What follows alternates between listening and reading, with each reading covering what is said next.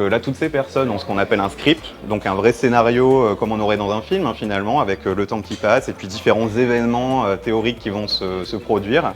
Voilà. Et là, toute la journée, ils vont passer des coups de fil, envoyer des mails pour se faire passer pour des parents paniqués pour leurs enfants, pour des médecins de la clinique qui paniquent parce qu'ils voient de l'eau à la cave, etc. Le directeur du camping du Truc Vert. Je suis un peu embêtée parce que je viens de constater que, l'ONF vient de me prévenir en tout cas que la route du Truc Vert était fermée. Moi j'ai quand même des résidents à l'intérieur du camping. Pouvoir envoyer l'intervention au camping Le Roumingue à Lenton pour une urgence absolue, une urgence relative liée à une chute d'arbres sur un bungalow. Le scénario a été construit en collaboration avec Météo France Gironde et Toulouse. Et l'objectif, c'était vraiment de construire un scénario qui soit fictif, avec un événement majeur de submersion, mais qui soit aussi réaliste.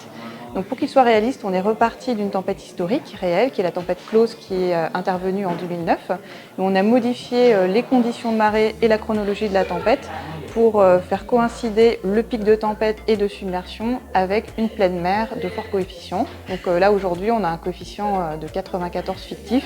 Et la tempête, le pic de tempête intervient au moment de la pleine mer de 16h30. Et avec ce scénario-là, on arrive à avoir un événement qui génère des submersions marines sur l'intégralité des 10 communes, avec des nuances sur les communes. Et celles qui sont les plus impactées dans le scénario, ce sont les communes du fond de bassin, parce que avec la tempête Klaus, on a des vents extrêmement violents, très forts, qui poussent les masses d'eau vers le fond du bassin, donc les niveaux sont plus importants. Et notamment sur la commune de Gujan-Mestras, on a des submersions qui vont être majeures cet après-midi de manière fictive.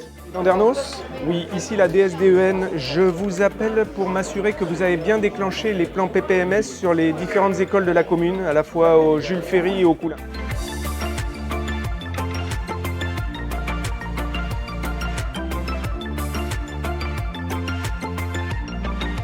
Souhaiter qu'aucune de mes équipes soit avertie avant pour aujourd'hui peut-être nous trouver en difficulté lors d'un exercice et ne pas forcément se trouver en difficulté lors d'une catastrophe réelle.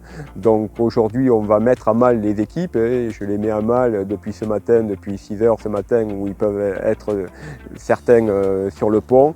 Ils le seront jusqu'à ce soir, mais il est bon de trouver toutes nos défaillances. Suite à la coupure dont vous nous avez informé, nous nous sommes aperçus que le groupe électrogène de toute façon avait pris le relais. Nous avons décidé de réunir la cellule de crise. Et cette cellule de crise a pris comme décision de terminer les programmes opératoires en cours et d'arrêter les futurs programmes opératoires et de les reporter en gardant simplement des salles d'urgence.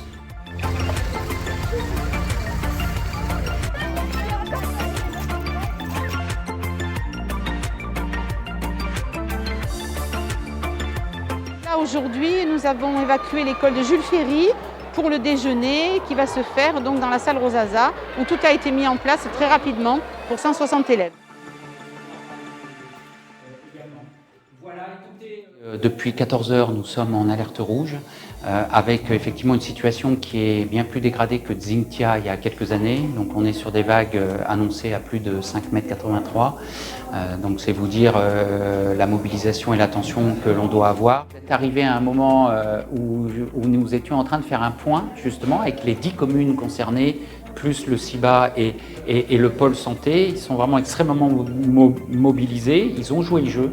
Et on s'en réjouit. Il faut dire aussi que cet exercice, il prend du temps, mais il correspond à une réalité qui est susceptible de pouvoir un jour, qui sait, nous arriver ici. C'est que de l'autre côté du téléphone et de l'ordinateur, en fait, dans les cellules de crise, se trouvent des observateurs qui sont un petit peu nos yeux et nos oreilles et qui du coup vont vraiment voir si les cellules joueuses réagissent comme attendu. Voilà. Est-ce que, par exemple, quand on a de l'eau sur telle rue, les services techniques vont faire une déviation, mettre un barriérage?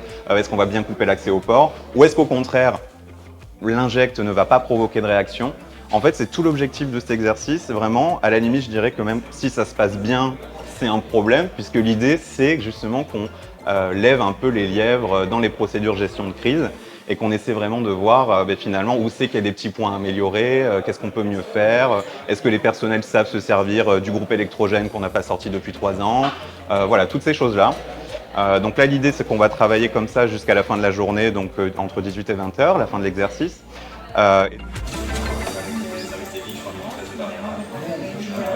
Voilà, et donc ils ont deux niveaux.